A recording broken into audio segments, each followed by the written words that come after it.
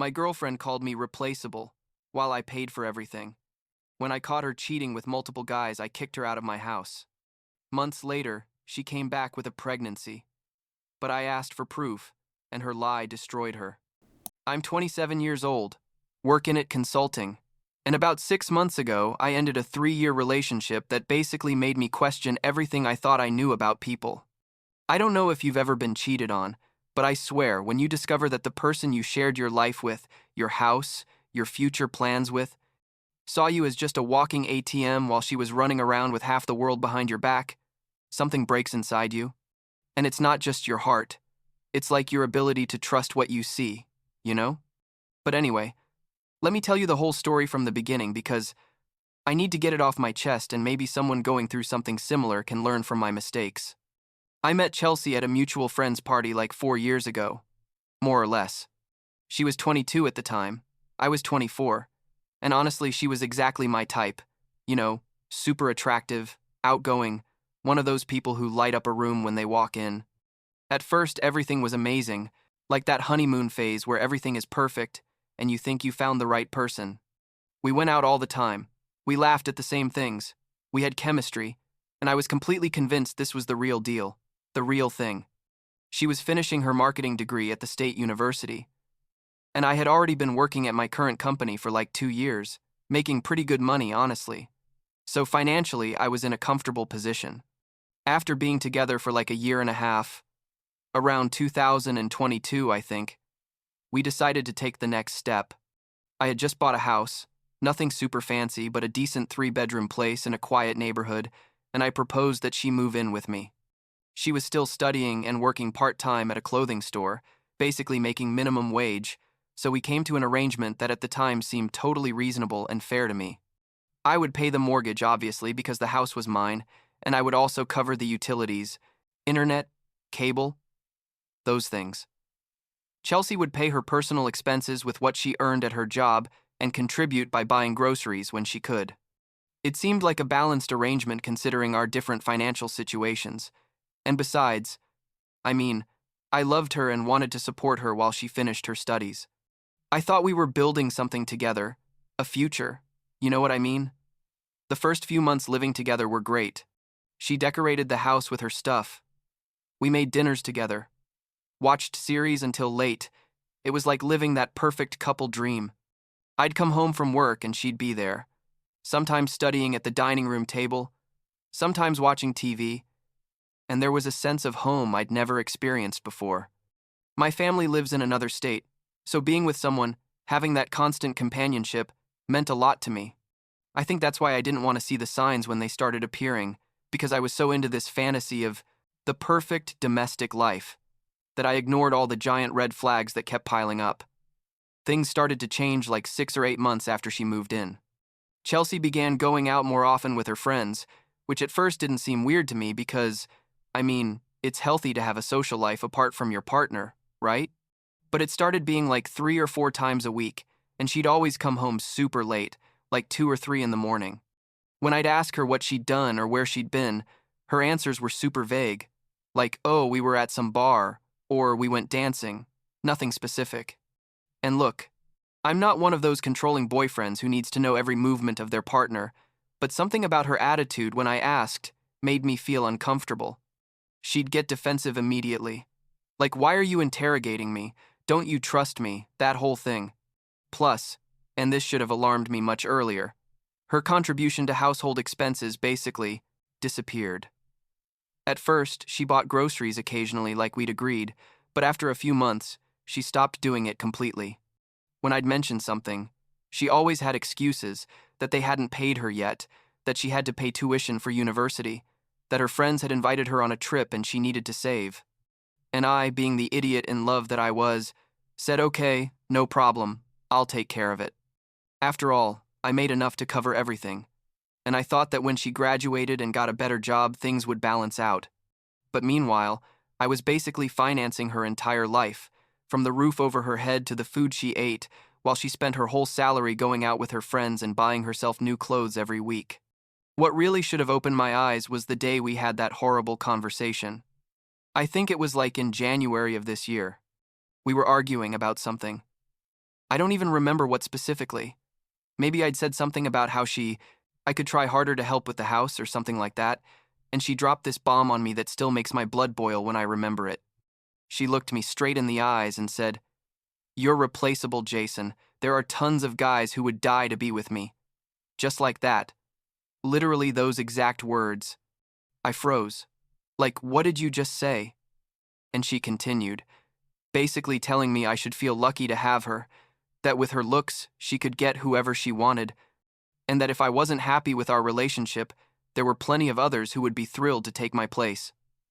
That night I didn't sleep. I stayed awake staring at the ceiling, thinking about what the hell had just happened.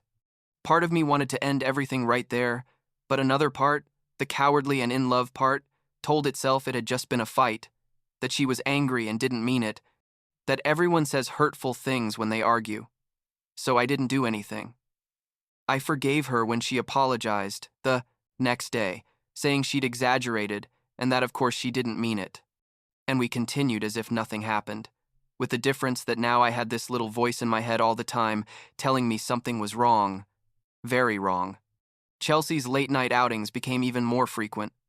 Her phone was always password protected. She never left it anywhere. She took it even to the bathroom. When we were home together, she was constantly texting with someone and smiling at the screen.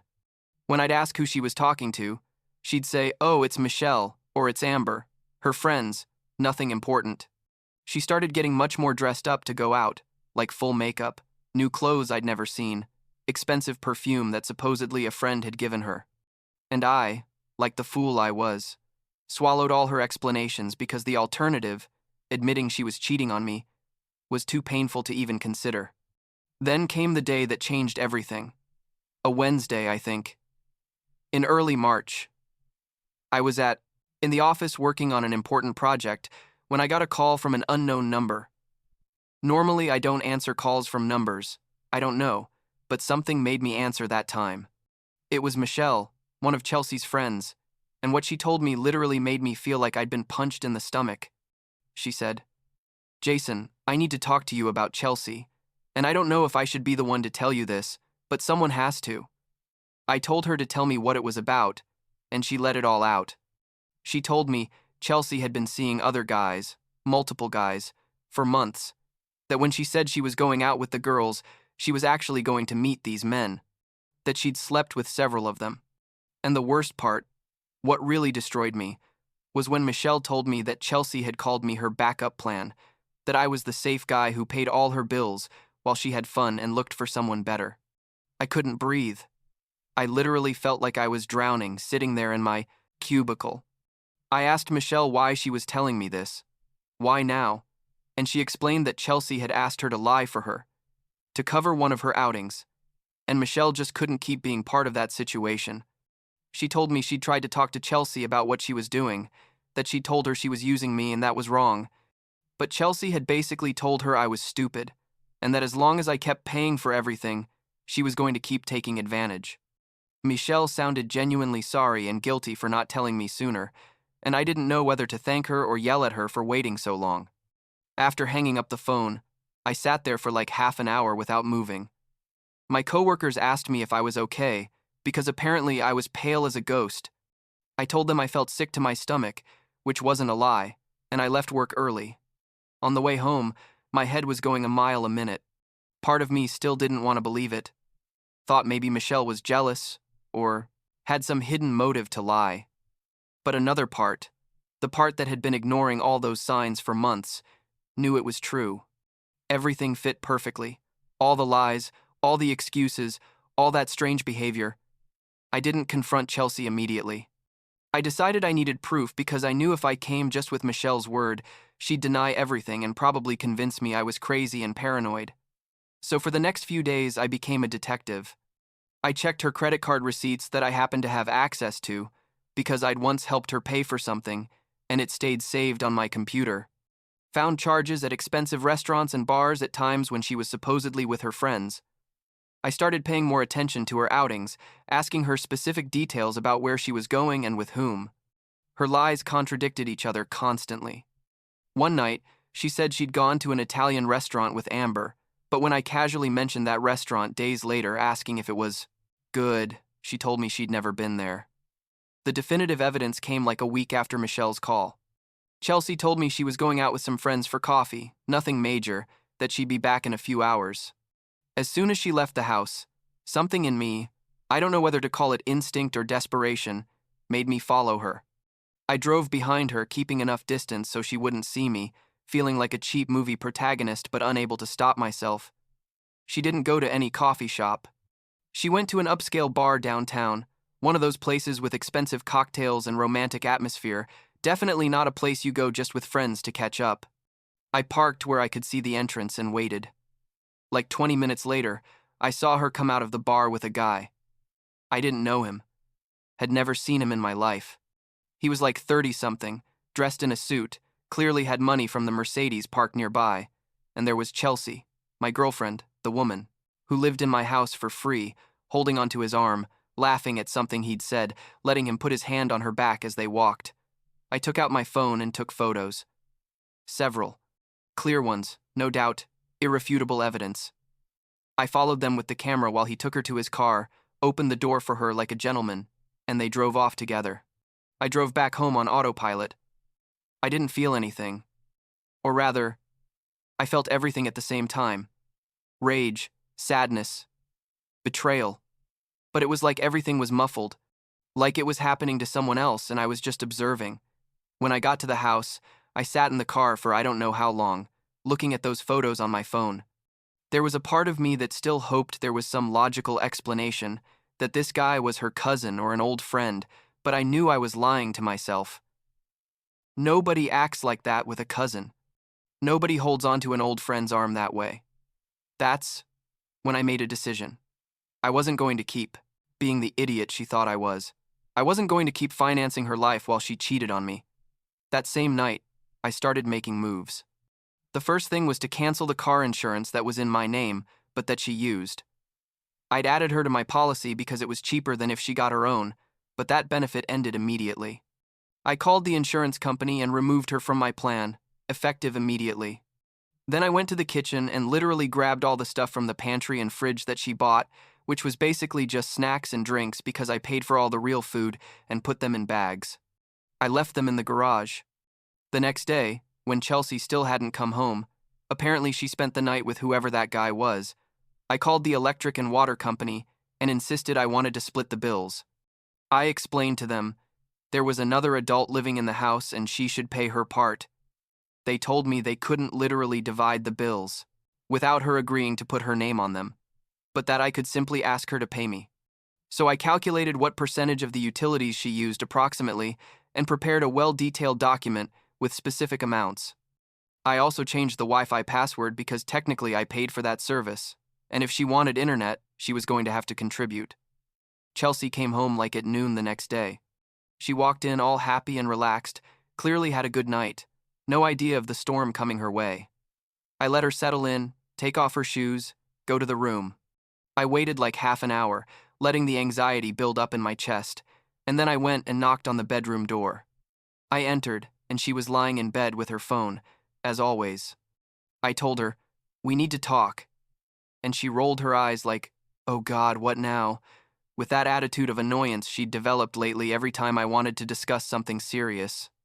I sat on the edge of the bed and took out my phone. I showed her the photos, one by one. She looked at them with her eyes getting bigger and bigger, her face going from confusion to panic in a matter of seconds.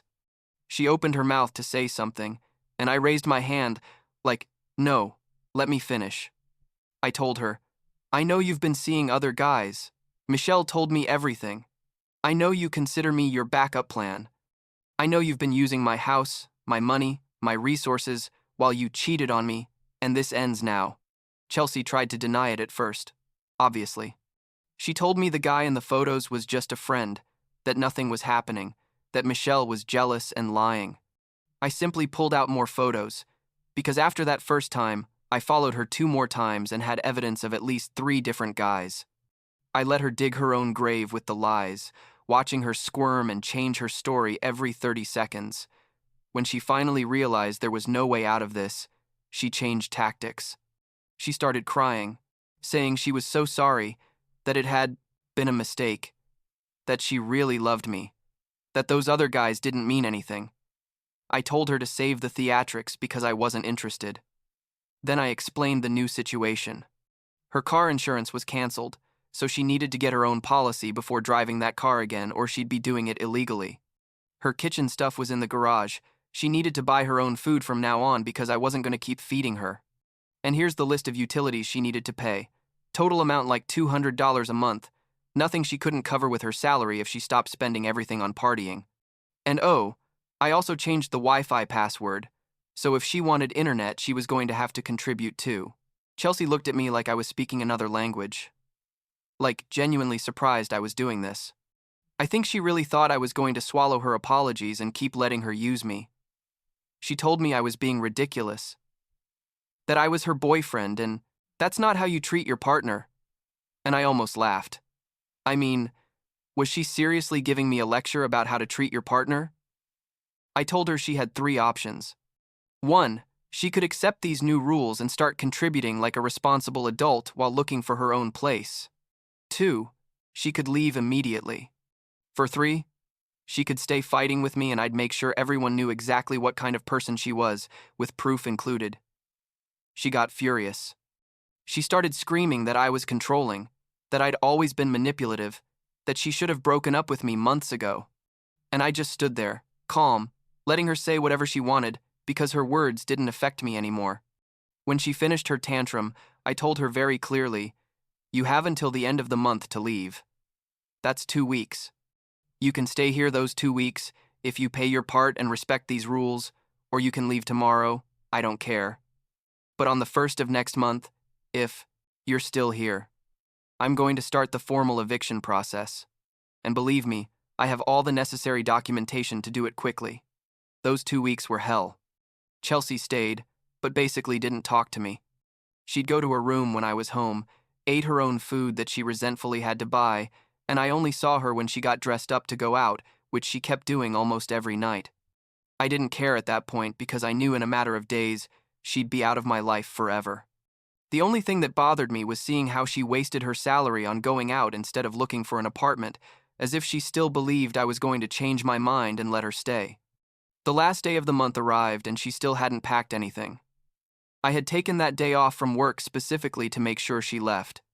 When she woke up and came down to the kitchen, I told her, "Well, it's the day." She looked at me like, "You're kidding, right? You're not really going to kick me out." And I simply said, "You have until 6 o'clock in the evening to get your stuff out. Whatever you don't take out, I'm going to put on the street." She laughed, thinking I was bluffing, and went to the room.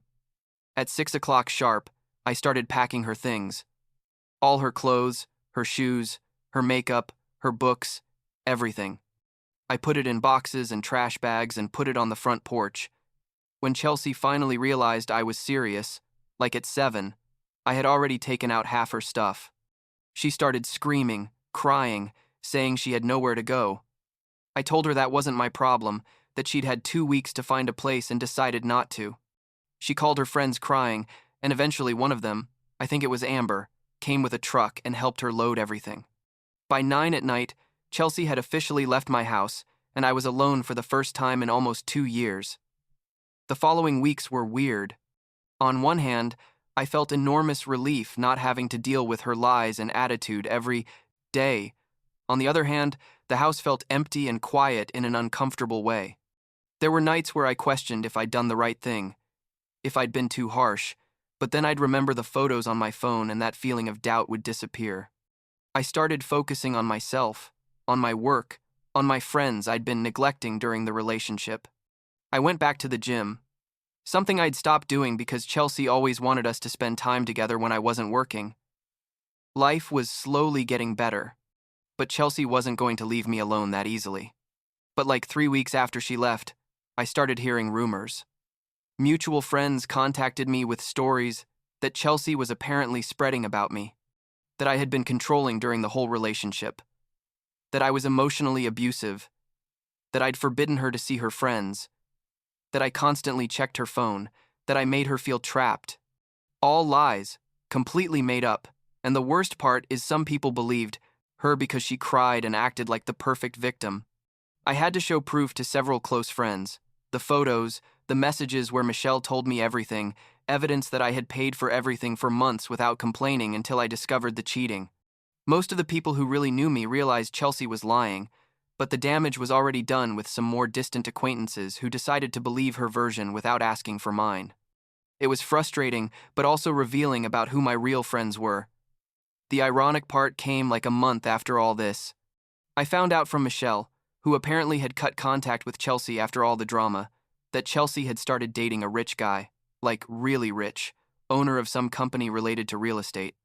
Apparently, she thought she'd found her golden ticket, someone who could actually maintain the luxurious lifestyle she wanted. But the guy wasn't stupid.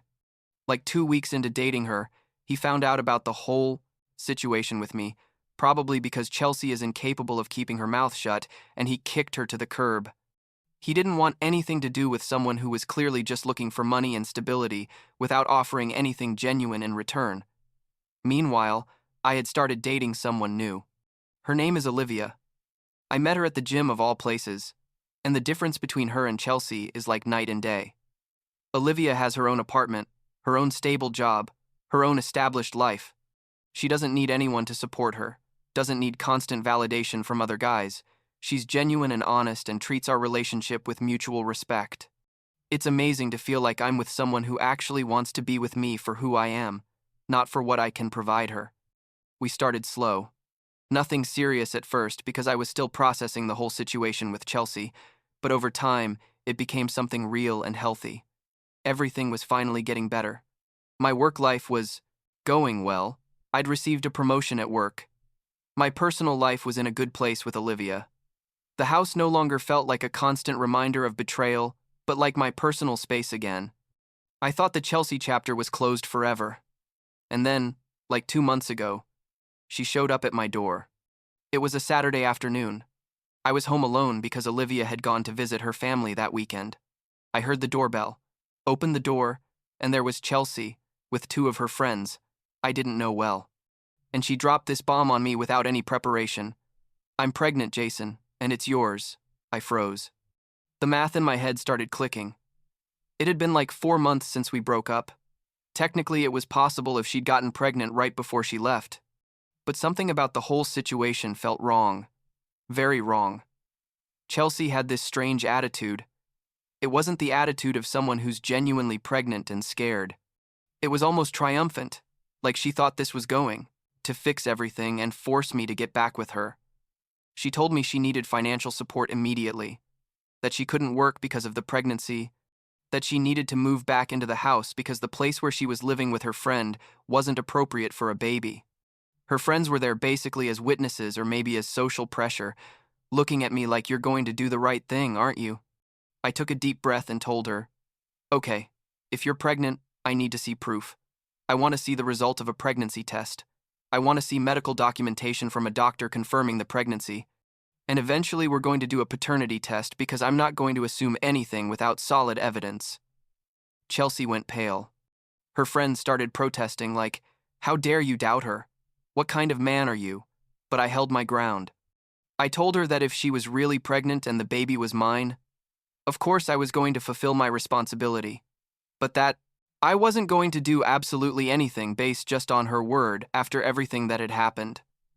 Chelsea stammered that the pregnancy test was at her house, that she could bring it later. I told her perfect, I'd be waiting. That when she had all the appropriate medical documentation and we'd done a paternity test, we could talk about next steps. She and her friends left indignant, muttering things about me as they walked to their car. The moment they left, I called Michelle. We hadn't talked much since all the drama, but I knew she still had occasional contact with Amber and that circle of friends. I told her what had just happened, and Michelle sighed. She told me, "Jason, she's not pregnant. I guarantee it. This is her last desperate attempt to get back into your life." Apparently, Chelsea was having serious financial problems. The part-time job wasn't enough for her to really live on now that she didn't have anyone supporting her, and she'd been telling her friends she was going to find a way to make me take her back. Michelle told me she'd heard rumors of this fake pregnancy plan for weeks, but hadn't contacted me because she thought Chelsea wouldn't have the guts to actually do it. Clearly, she was wrong. A week went by, and I heard nothing from Chelsea. She didn't bring me any proof, didn't contact me at all.